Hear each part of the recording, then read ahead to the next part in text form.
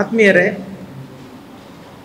ಮಲೆಬೆಟ್ಟು ಹಾಲು ಉತ್ಪಾದಕರ ಸಂಘ ಸುಮಾರು 16 ವರ್ಷಗಳಿಂದ ಬಹಳ ಈ ಹಿಂದಿನ 2 ಅಧ್ಯಕ್ಷರು ಈಗಿನ ಅಧ್ಯಕ್ಷರು ಎಲ್ಲರ ಸಮ್ಮುಖದಲ್ಲಿ ಬಹಳ ಯಶಸ್ವಿಯಾಗಿ ನಡೀತಾ ಇದೆ.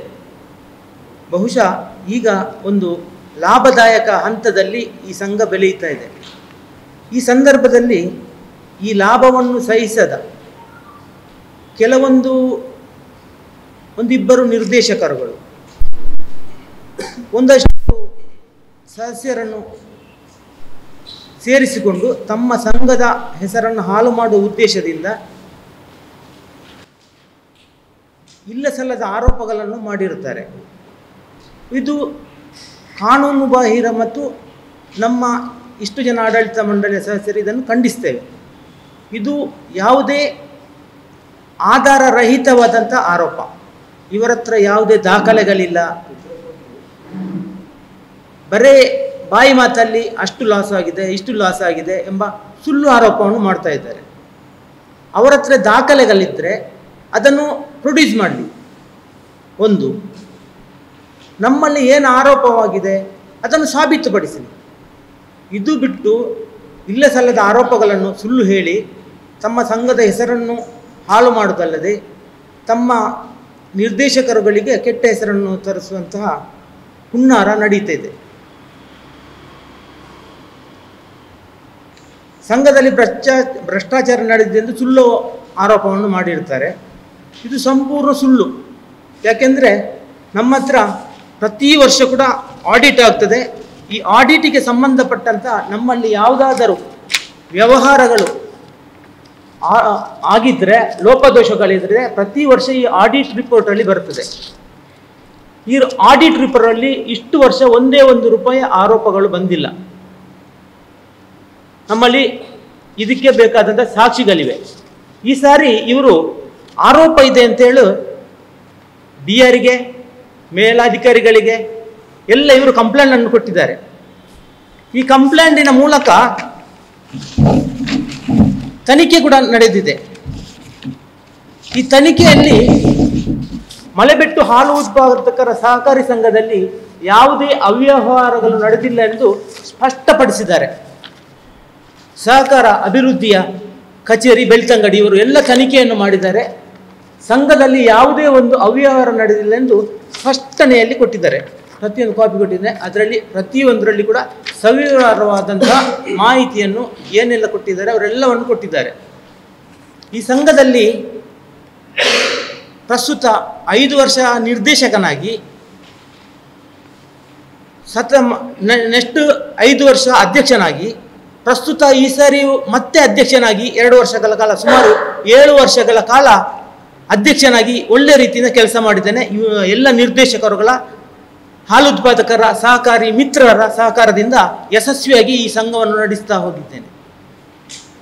ಈ ಸಂಘದಲ್ಲಿ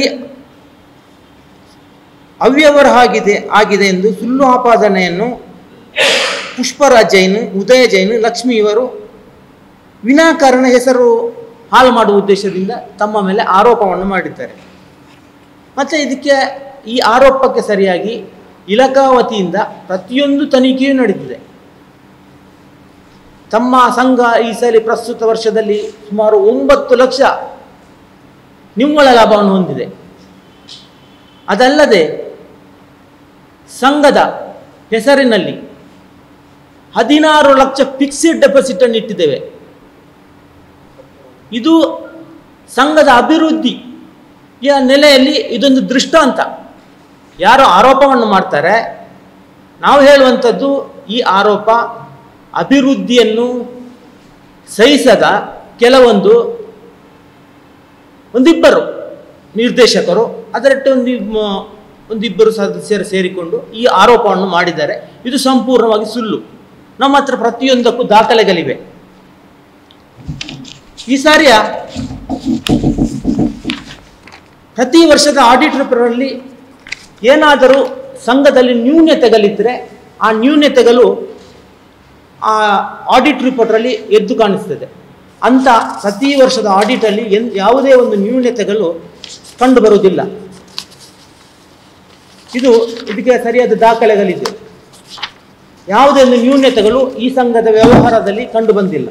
ಈ ಸಂಘದಲ್ಲಿ ಈ ಹಿಂದೆ ಜಯಶ್ರೀ ಅವರು ಕಾರ್ಯನಿರ್ವಹಿಸ್ತಾ ಇದ್ದರು. ಕೆಲವೊಂದು ಕಾರಣಗಳಿಂದ ಅವರು ಕೋರ್ಟ್ ಮೆಟ್ಟಿಲು ಹೇರಿದ್ರು. ಆ ಕೋರ್ಟಿನ ತೀರ್ಮಾನದಂತೆ ನಾವು ಆ ಕಾರ್ಯದರ್ಶಿಯ ನೇಮಕ ಮಾಡಿದ್ದೇವೆ. ಇದರಲ್ಲಿ ಯಾವುದೇ ಲೋಪದೋಷಗಳು ಆಗಲಿಲ್ಲ. ಕೋರ್ಟಿನ ವ್ಯವಹಾರದಲ್ಲಿ ಕಾರ್ಯದರ್ಶಿ ಪರ ನಾವು ವಾದ ಮಂಡಿಸ್ತೇವೆ ಎಂದು ಸುಳ್ಳು ಆರೋಪವನ್ನು ಮಾಡಿದ್ದಾರೆ. ಇದಕ್ಕೆ ಅವರೇ ಎಲ್ಲ ನಿರ್ದೇಶಕರನ್ನು ಕರೆದು ಸ್ಪಷ್ಟವಾದ ಮಾಹಿತಿಯನ್ನು ಕೊಟ್ಟಿದ್ದಾರೆ. ಅಧ್ಯಕ್ಷರು ಎಷ್ಟು ಸಾರಿ ಬಂದಿದ್ದಾರೆ ಈ ಕೋರ್ಟಿಗೆ ಎಲ್ಲವನ್ನು ಅವರ ಪಿನ್ ಟು ಪಿನ್ನು ಅವರಿಗೆ ತಿಳಿಸಿದ್ದಾರೆ ಅವರು. ಇದರಲ್ಲಿ ಅಧ್ಯಕ್ಷರ ಯಾವ ಹಸ್ತಕ್ಷೇಪ ಇಲ್ಲ, ಸರಿಯಾದ ರೀತಿಯಲ್ಲಿ ಕೋರ್ಟಿಗೆ ಹಾಜರಾಗಿದ್ದಾರೆ.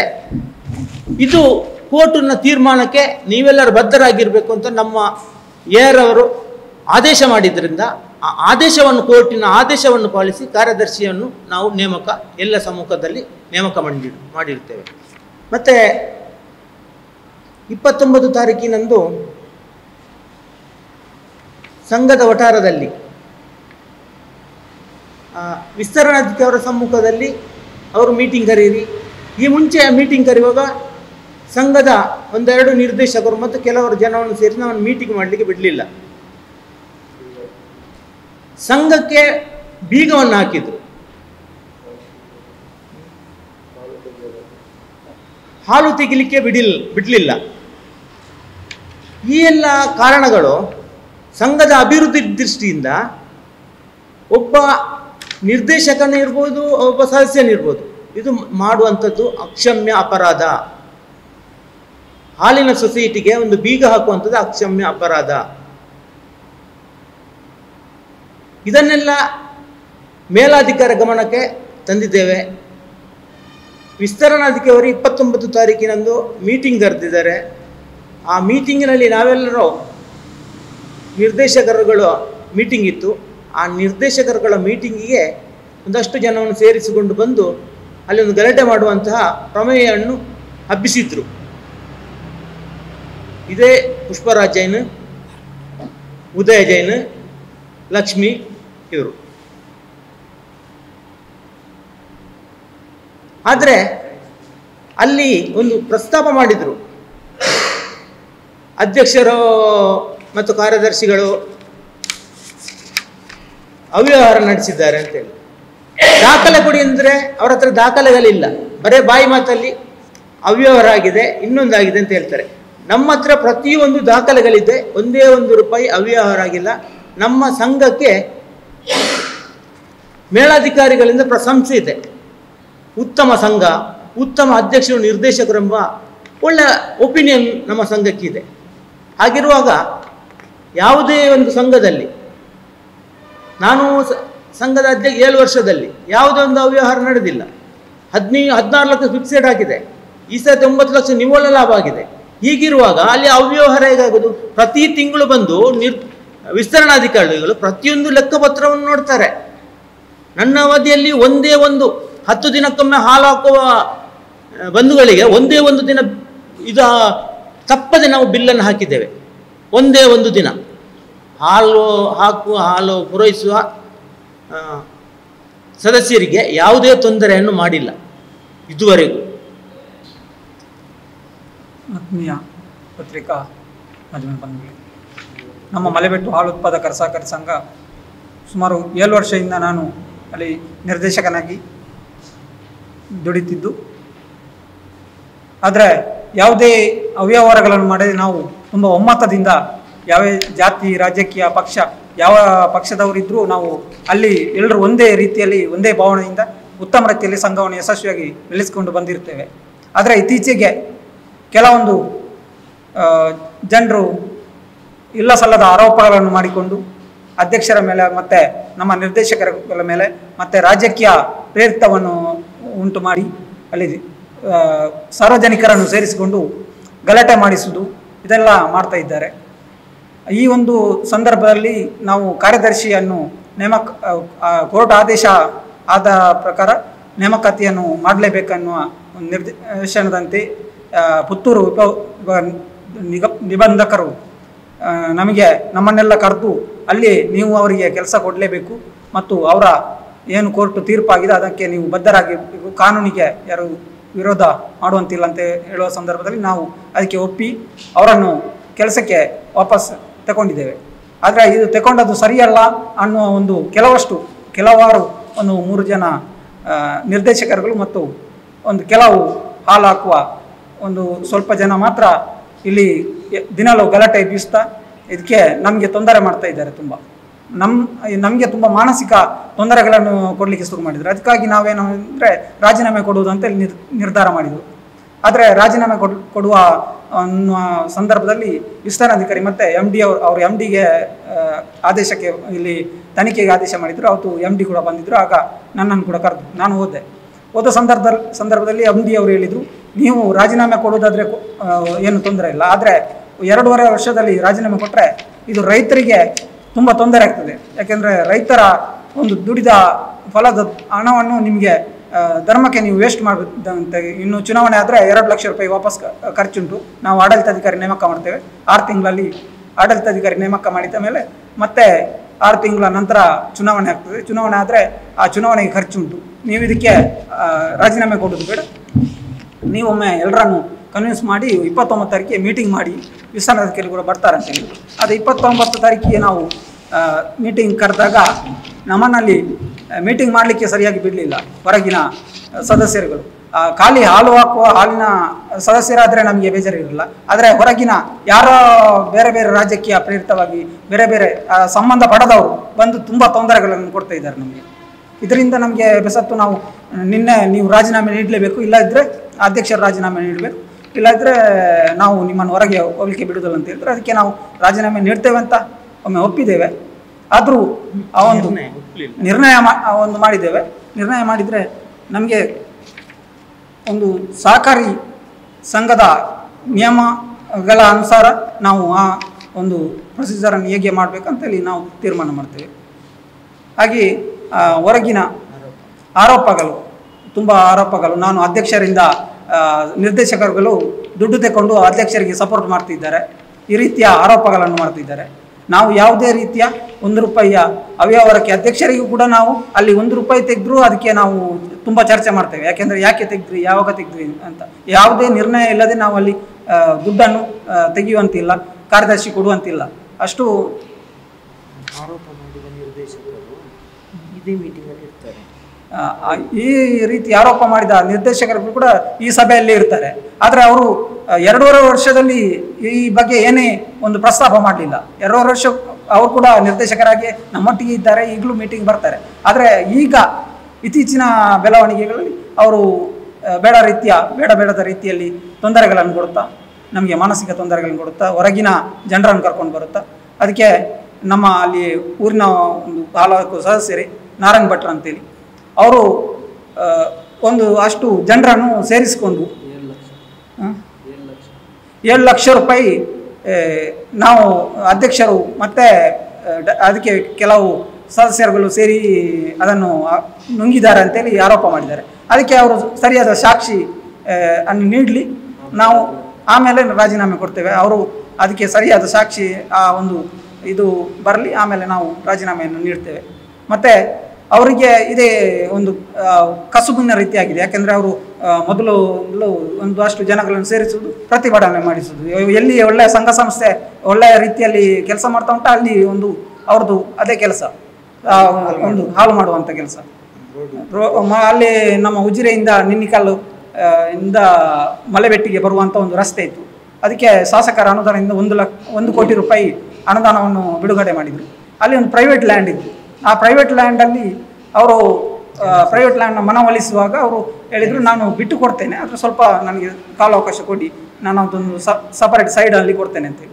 ಅದಕ್ಕೆ ಅವರು ಪ್ರತಿಭಟನೆ ಮಾಡಿ ತುಂಬ ತೊಂದರೆ ಕೊಟ್ಟರು. ಈಗ ಜನರಿಗೆ ಆ ರೋಡ್ನಲ್ಲಿ ಖಾಲಿ ಇದು ಮಾತ್ರ ಚರಳಿ ಹಾಕಿ ಬರ್ತಾ ಇದ್ದಾರೆ. ಕಾಂಕ್ರೀಟ್ ಆಗಲಿಲ್ಲ. ಅದಕ್ಕೆ ನಾರಾಯಣ ಭಟ್ರೆ ಹೊಣೆ. ಯಾಕೆಂದರೆ ಅವರು ಕೋರ್ಟಿಗೆ ಹೋಗ್ತಿರ್ಲಿಲ್ಲ, ಅವರು ಕೋರ್ಟಿಗೆ ಹೋದರು.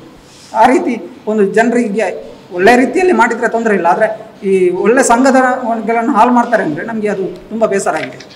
ಈ ರೀತಿ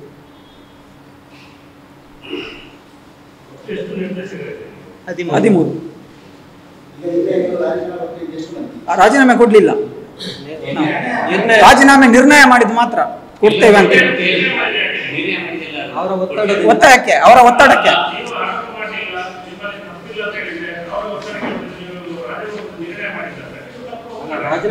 ಕೊಡ್ಲಿಲ್ಲ, ರಾಜೀನಾಮೆ ಕೊಡ್ತೇವೆ ಅಂತ ಹೇಳಿ ಮಾತ್ರ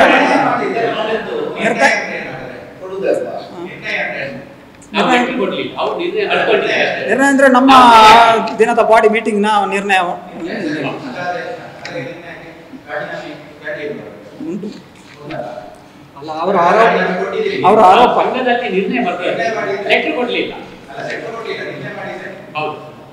ನಿರ್ಣಯ ಅಂದ್ರೆ ವಿಸ್ತರಣಾಧಿಕಾರಿ ಹೇಳಿ ಕಳಿಸಿಲ್ಲ, ನಿರ್ಣಯ ಪ್ರತಿ ಕಳಿಸಲಿಲ್ಲ. ವಿಸ್ತರಣಾಧಿಕಾರಿಯವರು ಕಾರ್ಯದರ್ಶಿಗೆ ಬರೆಸಿದ್ರು, ವಿಸ್ತರಣಾಧಿಕಾರಿ ಕಾರ್ಯದರ್ಶಿ ಅವರಲ್ಲಿ ಬರೆಸಿದ್ರು. 1 ತಿಂಗಳು ಟೈಮ್ ತಗೊಂಡಿದ್ದಾರೆ, ಅವರೇ 1 ತಿಂಗಳ ಅವಧಿ ತಗೊಂಡಿದ್ದೇವೆ.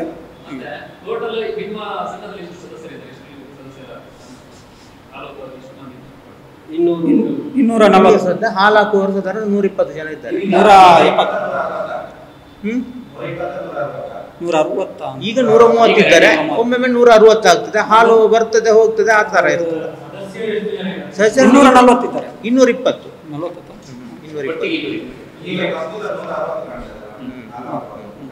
ಕರೆಕ್ಟ್. ಅದು ಏರುಪೇರು ಆಗ್ತದೆ ಒಂದು ತಿಂಗಳು.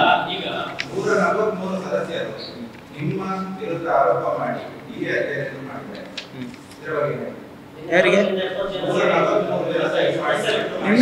ಅದರಲ್ಲಿ ಖಾಲಿ ಒಂದು 30 ಜನ ಸದಸ್ಯರಿದ್ದು, ಬಾಕಿ ಎಲ್ಲ ಹೊರಗಿನವರು, ಅವರು ಸದಸ್ಯರಲ್ಲ.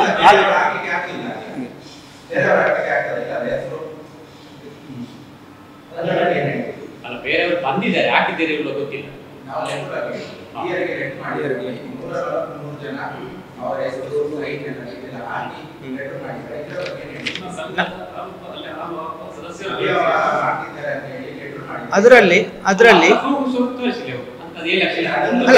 ಅವರು ಸರ್ ನಾನು ಹೇಳುವಂಥದ್ದು, ಅದರಲ್ಲಿ 50% ಸಿಗ್ನೇಚರ್ ಇರ್ಬೋದು, ಬಾಕಿ 50% ಅವರೇ ಹಾಕಿರ್ಬೋದು.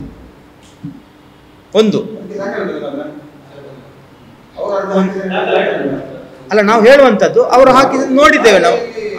ಒಂದು ಸರ್ ಅವರು ಸಾಬೀತುಪಡಿಸಲಿ.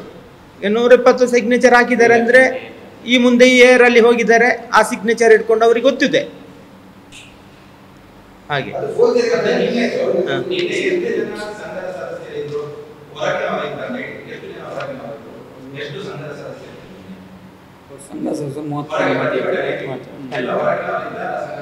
ಸಂಘದ ಸದಸ್ಯರಿದ್ರು ಅರ್ಧ ಹೊರಗಿನ ಒಂದು ಮನೆ ಏನು ಹೌದು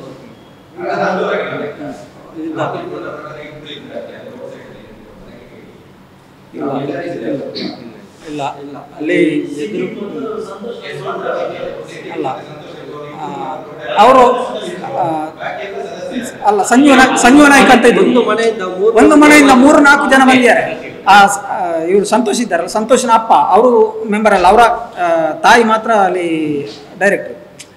ಅವರ ತಂಗಿ ಸದಸ್ಯ, ಆದರೆ ಅವರ ಸಂತೋಷನ ಹೆಂಡತಿ ಕೂಡ ಸದಸ್ಯ ಅಲ್ಲ ಅಲ್ಲಿ.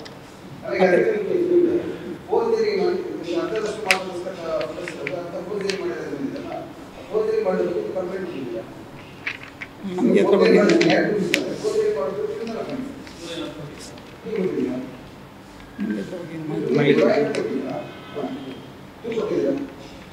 ನೀವು ಅದರ ಬಗ್ಗೆ ಇವತ್ತು ಅವರು ಹೇಳಿದ್ದಲ್ಲ, ನನಗೆ ಮಾಹಿತಿ ಅಲ್ಲಲ್ಲ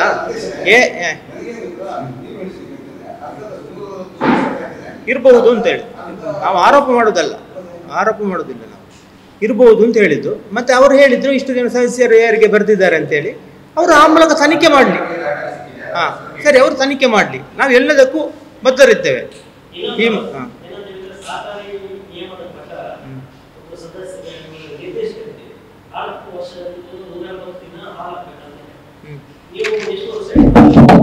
ಎಲ್ಲಿ ಉಂಟು ಆ ನಿಯಮ ತೋರಿಸಿ, ಎಲ್ಲಿ ಉಂಟು? ಸರಿ, ಕಂಪ್ಲೇಂಟಿಗೆ ಇವರು ಸ್ಪಷ್ಟವಾಗಿ ಬರೆದಿದ್ದಾರೆ ಇಲ್ಲಿ. ಅದು ಅವರ ಆರೋಪ. ಇದು ಇಲಾಖೆಯಿಂದ ತನಿಖೆಯಾಗಿ ಬಂದಿರುವಂಥದ್ದು. ಯಾವುದೇ ನಿಯಮ ಪ್ರಕಾರ ಇದರಲ್ಲಿ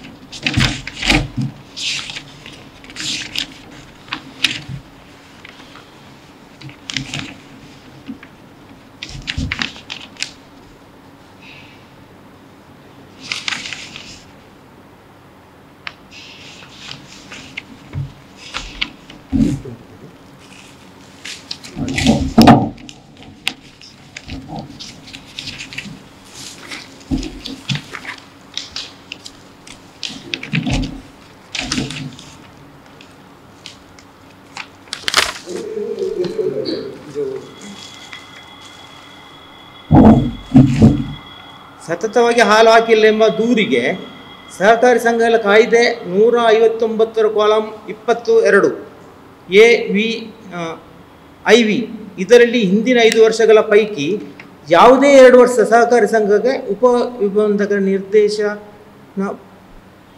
ನಿರ್ದಿಷ್ಟಪಡಿಸಬಹುದಾದ ಕನಿಷ್ಠ ಸಂಖ್ಯೆಗಳಲ್ಲಿ ಅಥವಾ ಸೌಲಭ್ಯಗಳನ್ನು ಉಳಿಸಿಕೊಳ್ಳಲು ವಿಫಲವಾದ ಒಬ್ಬ ಸದಸ್ಯ ಅಥವಾ ಒಬ್ಬ ಪ್ರತಿನಿಧಿ. ಪ್ರಸ್ತುತ 5 ವರ್ಷದಲ್ಲಿ ಯಾವುದಾದ್ರೂ 2 ವರ್ಷವನ್ನು ಹಾಲು ಹಾಕಬೇಕು ಅಂತ ಹೇಳಿ. ಯಾವುದರಲ್ಲಿ? ಸಹಕಾರಿ ಸಂಘದ ಕಾಯ್ದೆ ಪ್ರಕಾರ 5 ವರ್ಷಗಳ ಪೈಕಿ ಯಾವುದೇ 2 ಸಹಕಾರಿ ವರ್ಷಕ್ಕಾಗಿ ವಿಧಿ ನಿರ್ದಿಷ್ಟಪಡಿಸಬಹುದಾಗಿದೆ ಕನಿಷ್ಠ ಸಂಖ್ಯೆ ಅಥವಾ ಸೌಲಭ್ಯಗಳನ್ನು ಬಳಸುವ ವಿಫಲನಾಗಿದ್ದರೆ ಆ ಸದಸ್ಯ ಉಂಟು.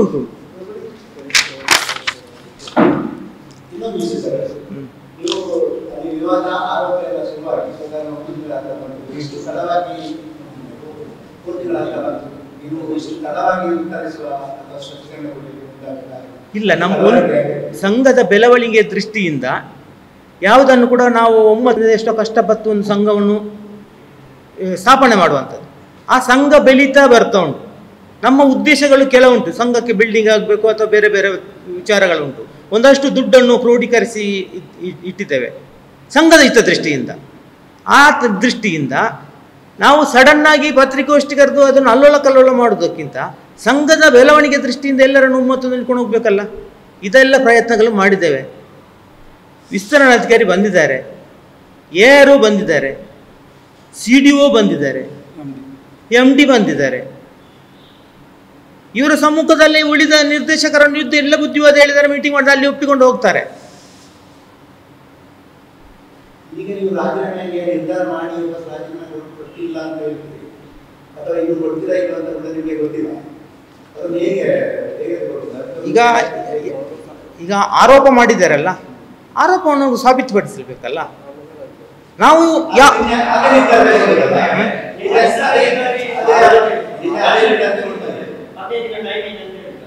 ಅಲ್ಲ, ಅವರ ಆರೋಪ ಆದ್ಮೇಲೆ ಮಾಡಿ ಅಲ್ಲಿ ಆರೋಪದ ಮೇಲೆ ನಿಮಗೆ ಸ್ಪಷ್ಟವಾಗಿ ಉತ್ತರ ಇದೆ. ಆರೋಪ ಸಾಬೀತುಪಡಿಸುವವರೆಗೆ ನಿಮಗೆ ಕಾಯ್ಬೋದು, ನಿಮಗೆ ನಿರ್ಧಾರ ಮಾಡಬೇಕು ಅಂತ ಹೇಳಿದ್ದು. ಈಗ ನಿರ್ದೇಶಕರ ನಿರ್ಣಯ ಅಂತಲೇ ಅಲ್ಲದು. ವಿಸ್ತರಣಾಧಿಕಾರಿ ಆ ಒಂದು ಸಂದರ್ಭದಲ್ಲಿ ನೀವು ಹಾಗೆ ಕೊಡಿ ನಾವು ಹೇಳಿ ಕಾರ್ಯದರ್ಶಿ ಅಂತ ಬರೆಸಿದ್ರು ಅಷ್ಟೇ.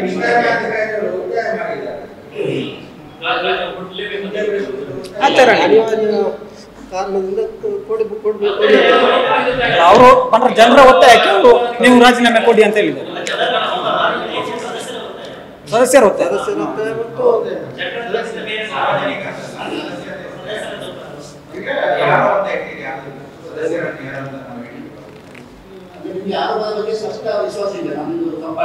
ಖಂಡಿತ 100ಕ್ಕೆ 100 ಯಾವುದು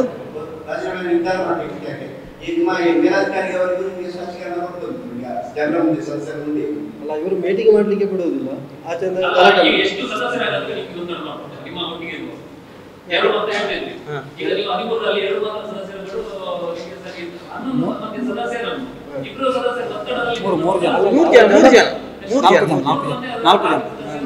ಅವರು ಜನ ಸೇರಿಸ್ತಾರೆ. ಯಾವ ಸರ್? ನಿರ್ದೇಶಕರು, ಅದು ಅವರ ಒಪಿನಿಯನ್.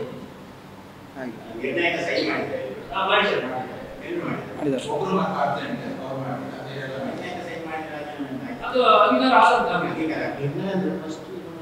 ಆದ್ರೆ ಈಗ ಸೈನ್ ಮಾಡಿ ಈಗ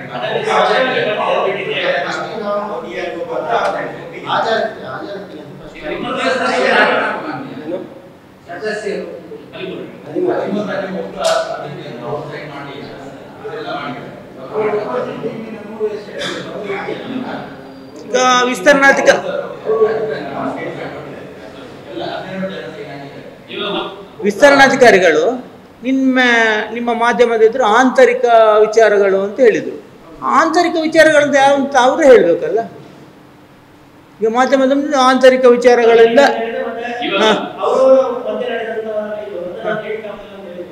ಅದು ಅವರು ಹೇಳ್ಬೇಕು ಏನು ಅಂತೇಳಿ, ನಮ್ಮೊಳಗಿಂತ ನಡೆದಿರಲಿಲ್ಲಲ್ಲ.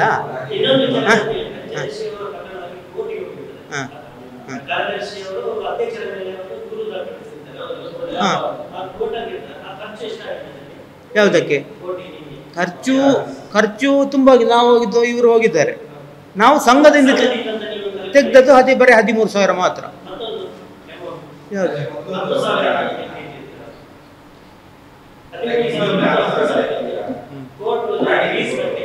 Court fees.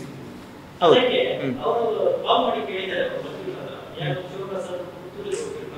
ಹೌದು, ನಮ್ಮಿನ್ನ ಪರಿಚಯದವರು ಅವ್ರು ಹೇಳ್ತಾರೆ, ನಿಮ್ಮ ಮುಂದೆ ಇನ್ನೊಬ್ರು ಹೇಳ್ತಾರೆ. ನಾನು ಫೋನ್ ಮಾಡಿದ್ದೇನೆ ಅವರಿಗೆ.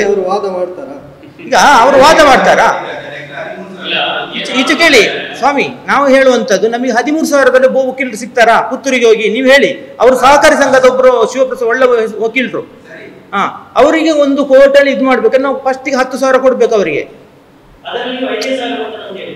ನೋಡಿ ಅವರು ಏನ್ ಮಾಡ್ತಾರೆ, ಅದಕ್ಕೆ ರೂಲ್ ಇದುಂಟು. ವಕೀಲರು ಯಾರು ಕೂಡ ಫುಲ್ ರಿಸಿಪ್ಟ್ ಕೊಡುದಿಲ್ಲ.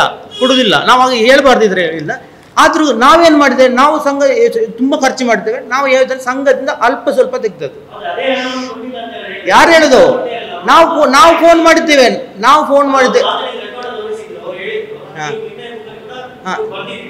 ಸರ್ ಒಂದು ನಿಮಿಷ. ಒಂದು ಸ್ವಾಮಿ, ಒಂದು ಈಚೆ ಕೇಳಿ.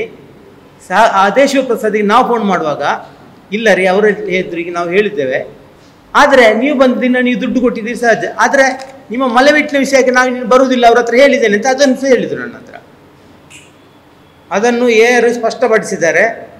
ಊರಿನ ಪ್ರಮುಖರೊಂದಿಗೆ ಕೂತು ಅವ್ರಿಗೇನು ಕೊಡುವುದು ಅಂತೇಳಿ ಚರ್ಚೆ ಮಾಡಿ ಅದಕ್ಕೆ ಇಂಥ ಮೀಟಿಂಗ್ಗಳು ಆಸ್ಪದ ಕೊಡಲಿಲ್ಲ ಇವರೆಲ್ಲ. ಅದೊಂದು ಹಂತಕ್ಕೆ ಬರ್ತೈತೆ, ಎಲ್ರಿಗೂ ಗೊತ್ತುಂಟು ಇವರಿಗೂ. ಅವರಿಗೆ ನಾವು ಅದಕ್ಕೆ ಒಮ್ಮೆ ಹೇಳಿದ ಪ್ರಕಾರ ನಾವು ತಗೊಳ್ಳಬೇಕಿತ್ತು. ಆದರೆ ಕಾನೂನು ಇದಕ್ಕೆ ನಾವು ಯಾರು ಇದು ಮಾಡಲಿಕ್ಕಿಲ್ಲ ಅಂತ ಹೇಳಿದ ಇವರು ಹೈಕೋರ್ಟಿಗೆ ಹೋಗ್ಬೇಕಂತ ಬಾಕಿ ಅವರು ಹೇಳಿದ್ರು. ಆದರೆ ಹೈಕೋರ್ಟಿಗೆ ಹೋಗ್ಲಿಕ್ಕೆ ನಾವು ಇನ್ನೂ ಬರೋದಿಲ್ಲ. ಯಾಕೆಂದರೆ ಈಗಲೇ ನಾವು ಒಮ್ಮೆ ಹೋಗಿ ಎಡವಿ ಆಗಿದೆ. ಇನ್ನೂ ಅವರ ಬಗ್ಗೆ ನಾವು ಯಾವುದೇ ಆರೋಪ ಮಾಡಲಿಕ್ಕೆ ಅಲ್ಲಿ ಸಾಕ್ಷಿ ಸರಿಯಾದ ಇಲ್ಲ ನಮ್ಮಲ್ಲಿ. ಸಾಕ್ಷಿ ಇಲ್ಲದೆ ನಾವು ಒಮ್ಮೆ ಹೋಗಿ ಎಡವಿದ್ದ ಮೇಲೆ ಇನ್ನೊಮ್ಮೆ ಎಡವುವುದಕ್ಕಿಂತ ಒಂದು ಏನು ಅವರಿಗೆ ಕೊಡುವಂಥದ್ದು ಉಂಟಾ, ಅವರು ಏನು ಹೇಳಿದ್ದಾರೆ, ಅವರಿಗೆ ಸಂಬಳದ ಒಂದು ಇಷ್ಟನ್ನು ಕೊಡಬೇಕು ಅಂತೇಳಿ ಕೋರ್ಟು ನಿರ್ಣಯ ಇದು ಮಾಡಿದ್ದಾರೆ. ಅದಕ್ಕೆ ನಾವು ಅದನ್ನು ಅವರಲ್ಲಿ ಮಾತಾಡಿ ಅವರಲ್ಲಿ ಮಾತಾಡಿ ಊರ ಹಿರಿಯವರನ್ನು ಕರೆದು ಅವರಲ್ಲಿ ಮಾತಾಡಿ ಅವರನ್ನು ಕನ್ವಿನ್ಸ್ ಮಾಡಿ ಅವರು ಕೆಲಸ ಮಾಡ್ತಾರಾ ಇಲ್ವಾ ಏನು ಅಂತೇಳಿ ಒಂದು ತೀರ್ಮಾನ ತಗೊಳ್ಳಿ ಅಂತ. ಆದರೆ ಅದಕ್ಕೆ ಇವರು ಆಸ್ಪದವೇ ಕೊಡಲಿಲ್ಲ. ಅಲ್ಲಿ ಅವರನ್ನು ತಗೊಳ್ಳುವಾಗಲೇ ಇವರು ಶುರು ಮಾಡಿದರು ಗಲಾಟೆ ಮಾಡಲಿಕ್ಕೆ. ಅವತ್ತಿಂದ ಇವತ್ತಿನವರೆಗೆ ಗಲಾಟೆನೇ. ಅದಕ್ಕೆ ನಾವು ಬದ್ಧರಲ್ಲ. ಯಾಕೆಂದರೆ ಅವರಿಗೆ ಕೋರ್ಟ್ ತೀರ್ಮಾನ ಆದಮೇಲೆ ನಾವು ಯಾರಿಗೂ ಏನು ಮಾಡಲಿಕ್ಕೆ ಆಗೋದು ಕಾನೂನಿನ. ಅದನ್ನು ಹೇಳಿದ್ದು ನಾನು ಏರಲ್ಲಿ ಹೋಗಿ ಚೆಕ್ ಮಾಡಿ ನಾನು ಎಷ್ಟು ಸಾರಿ ಕೋರ್ಟಿಗೆ ಹೋಗಿದ್ದೇನೆ ಅಂತ ಅಲ್ಲಿ ಉಂಟು. ಅದನ್ನು ನಮ್ಮ ಅದಕ್ಕೆ ನಾನು ನಿರ್ದೇಶಕರನ್ನೆಲ್ಲ ಕರ್ಕೊಂಡು ಹೋದ್ದು ಅವರ ಸಮ್ಮುಖದಲ್ಲಿ ಹೇಳಿದ್ದಾರೆ. ಅವರು 13 ಜನ ನಿರ್ದೇಶಕರು ಮತ್ತೆ ಊರಿನವರು ಹಿಂದಿನ ನಿರ್ದೇಶಕರು, ಆ ಕೇಸ್ ಹಾಕುವಾಗ ಇದ್ದ ನಿರ್ದೇಶಕರು. 1 ವರ್ಷದಲ್ಲಿ 7 ವರ್ಷ ಹೋಗಿದ್ದೇನೆ ಸ್ವಾಮಿ. ನೋಡಿ 1 ವರ್ಷದಲ್ಲಿ 7 ಸಾರಿ ಹೋಗಿದ್ದೇನೆ. ಲಾಂಗ್ ಆಗಿ ಅಬ್ಸೆಂಟ್ ಆಗಿಲ್ಲ. ಅದಕ್ಕೂ ನಮ್ಮ ಲಾಯರ್ ನೋಡಿಕೊಳ್ತಾರಲ್ಲ, ಅದು ವಾಯ್ದೆ ಒಮ್ಮೆ ಯಾರು ಇರ್ತಾರ, ಅದು ಕೋರ್ಟ್ ಅಲ್ಲ ಅದು. ಹಾಗೆ ಈಗ ನಾನು ಹೇಳುವಂಥದ್ದು, ನಮ್ಮ ಮೇಲೆ ಅನುಮಾನ ಇದ್ರೆ ಅವರು ಕೋರ್ಟಿಗೆ ಹೋಗ್ಲಿ, ಯಾರು ಕೋರ್ಟಿಗೆ ಡಿಆರ್ ಹೋಗ್ಲಿ, ಅವರು ಸಾಬೀತುಪಡಿಸಲಿ ಅಲ್ವಾ. ನಮ್ಮ ಮೇಲೆ ತುಂಬಾ ಇಲ್ಲ ಸಲ್ಲದ ಆರೋಪಗಳು ಯಾಕೆ ಸ್ವಾಮಿ? ಯಾವುದು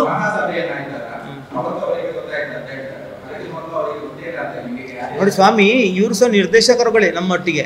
ಎಲ್ಲ ಮೀಟಿಂಗಲ್ಲಿಯೂ ಕಾರ್ಯದರ್ಶಿ ಪ್ರತಿಯೊಂದನ್ನು ಓದ್ತಾರೆ, ಅರ್ಥ ಆಯ್ತಾ? ಅವರು ಗಮನ ಇಟ್ಟು ಕೇಳಬೇಕು, ಅದನ್ನು ನೋಡಬೇಕು.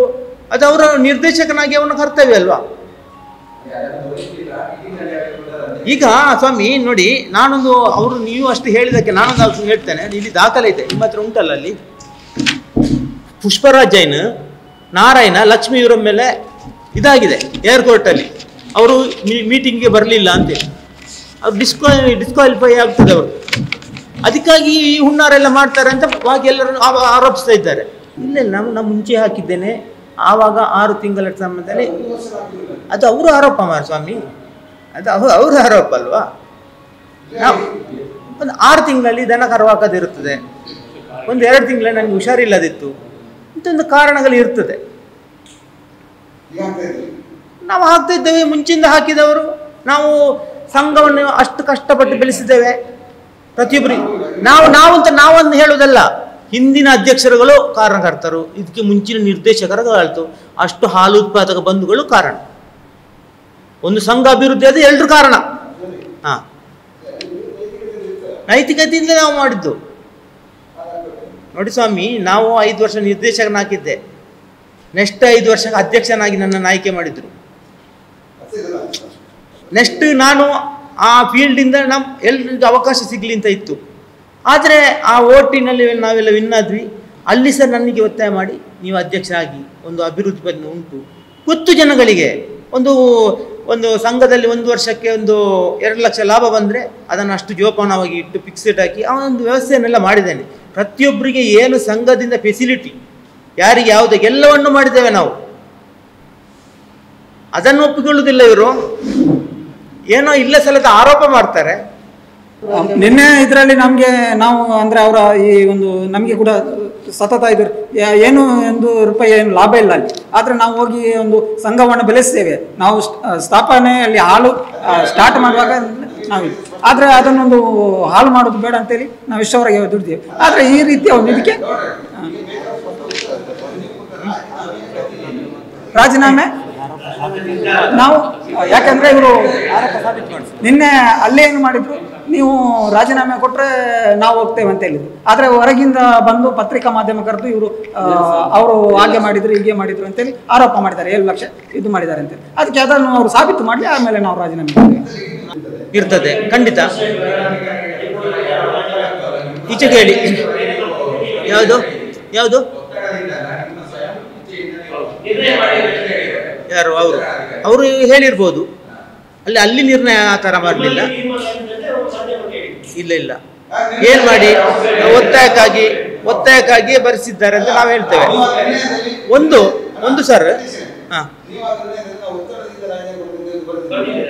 ಇಲ್ಲ ನಾವು ನಿರ್ಣಯ ಮಾಡಲಿಲ್ಲ. ನೋಟ್ ಮಾಡಿದ ಮಾತ್ರ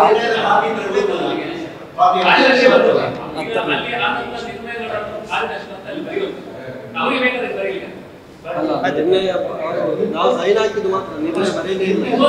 ಅಲ್ಲಲ್ಲ, ಅದು ಫಸ್ಟಿಗೆ ನೋಡಿ ನಿರ್ಣಯಕ್ಕೆ ಸಿಗ್ನೇಚರ್ ಮಾಡಲಿಲ್ಲ. ನಾವು ಫಸ್ಟಿಗೆ ಹಾಜರಾತಿ ತಗೊಳ್ಳುದು. ಒಂದು ಹಾಜರಾತಿ ಬೇಕು ನಮಗೆ, ಕೋರಂ ಅಂತ.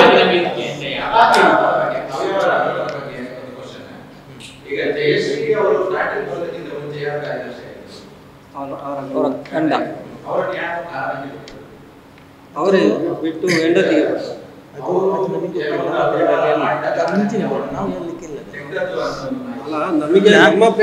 ನಮ್ಮ ಪೀರಿಯಡ್ ಅಲ್ಲಿ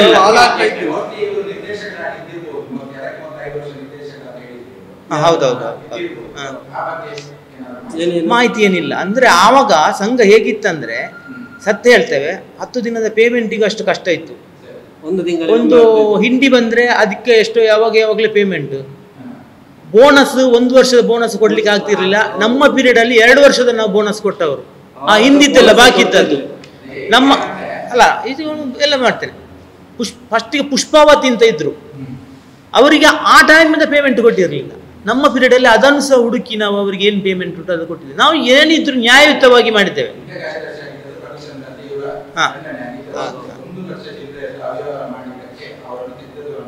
ಇಲ್ಲ ಹಾಗೇನಿಲ್ಲ. ಅವರು ಆಡಿಟ್ ಆಡಿಟ್ ಆಗಿರಲಿಲ್ಲ.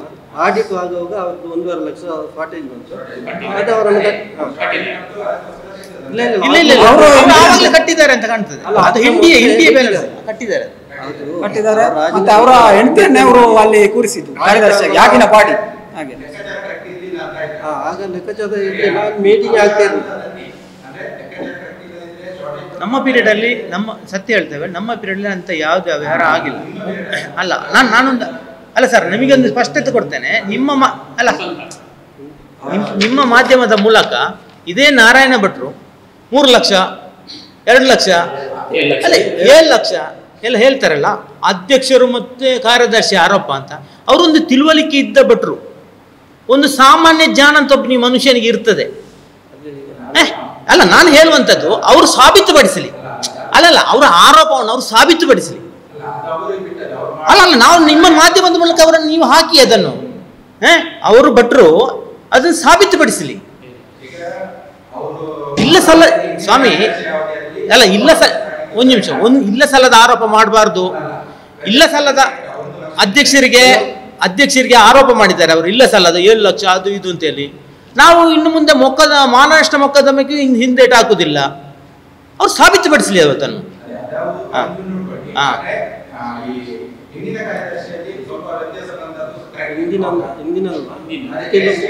ಅದಕ್ಕೆ ಮುಂದಿನ ಅದು ನಮಗೆ ಗೊತ್ತಿಲ್ಲ. ಅದು ಆಡಿಟ್ ವರದಿ.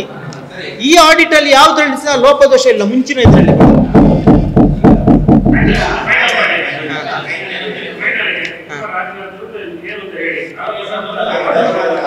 ಇಲ್ಲ, ಅವರು ಆರೋಪ ಸಾಬೀತುಪಡಿಸಿ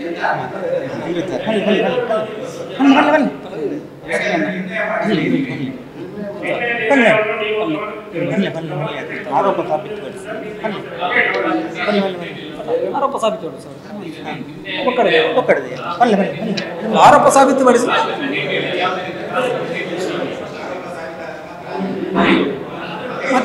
ಮತ್ತೆ ಇಲಾಖೆ ಅವರ ಏನು ಇದುಂಟು ಅವರು ಹೇಳ್ತಾರೆ.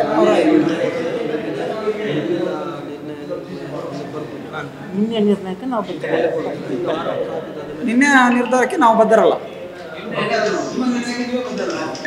ನಿರ್ಧಾರ ಅಂದ್ರೆ ಅದೇ ರಾಜೀನಾಮೆ ಇದಕ್ಕೆ ಅದು ಒತ್ತಾಯದ ಮನೆ ಆರೋಪ ಸಾಬೀತುಪಡಿಸಿ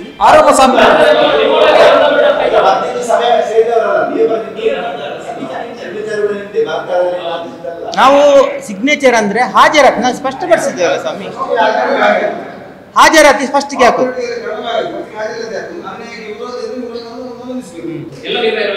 ನೆಕ್ಸ್ಟ್ ನಿರ್ಣಯ ಓದುವಾಗ ಆ ಅಜೆಂಡಾ ಓದ್ಲಿಕ್ಕೆ ಉಂಟು. ಆ ನೆಕ್ಸ್ಟ್ ತಿಂಗಳಲ್ಲಿ ಅದರಲ್ಲಿ ಇದಾದ್ರೆ ಮಾತ್ರ ಅದು ಸರಿ ಇಲ್ಲ ಅಂದ್ರೆ ಅವತ್ತು ನಾವು ಸರ್ ಮತ್ತೊಂದು ನಿಮ್ಮ ಹತ್ರ ರಿಕ್ವೆಸ್ಟ್ ಏನು ಗೊತ್ತಾ, ಅಧ್ಯಕ್ಷರು ಓಡಿ ಹೋಗಿದ್ದಾರೆ ಅಂತ ಹೇಳಿದ್ರು. ನಾವು ಎಲ್ಲೂ ಓಡಿ ಹೋಗ್ಲಿಲ್ಲ. ನಾವಿಷ್ಟು ಜನ ನಿರ್ದೇಶಕರು ಹೋದ ಮೇಲೆ ನಾನು ಹೋದದ್ದು.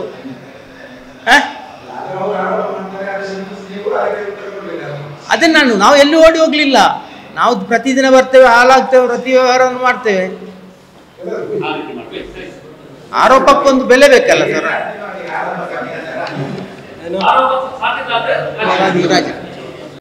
ವಿಶ್ವ ವಿನೂತನ ಚಿನ್ನಾಭರಣಗಳ ಹಬ್ಬ ಮುಳಿಯ ಚಿನ್ನೋತ್ಸವ ಇದೇ ನವೆಂಬರ್ 10ರಿಂದ 30ರವರೆಗೆ ಪುತ್ತೂರು ಹಾಗೂ ಬೆಳ್ತಂಗಡಿಯ ಮುಳಿಯಾದಲ್ಲಿ ಸಾಂಪ್ರದಾಯಿಕ ಆಭರಣಗಳಿಗೆ ಆಧುನಿಕ ಸ್ಪರ್ಶವನ್ನು ನೀಡಿ ತಯಾರು ಮಾಡಿದಂತಹ ಮಹತಿ ಆಂಟಿಕ್ ಕಲೆಕ್ಷನ್. ಪ್ರತಿಯೊಂದು ಸಮಾರಂಭದಲ್ಲೂ ನಕ್ಷತ್ರದಂತೆ ಮಿನುಗಲು ಅಮೂಲ್ಯ ಡೈಮಂಡ್ ಆಭರಣಗಳು, ವೇದಾಂತ್, ಕುಂದನ್ ಮತ್ತು ಪೋಲ್ಕಿ ಡೈಮಂಡ್ ಆರ್ನಮೆಂಟ್ಸ್. ಮುಳಿಯಾ ಸಿಲ್ವರಿಯಾದಲ್ಲಿ 92.5 ಸ್ಟರ್ಲಿಂಗ್ ಬೆಳ್ಳಿಯ ಆಭರಣಗಳು. ಮುಳಿಯಾ ಜುವೆಲ್ಸ್, ಪುತ್ತೂರು ಮತ್ತು ಬೆಳ್ತಂಗಡಿ.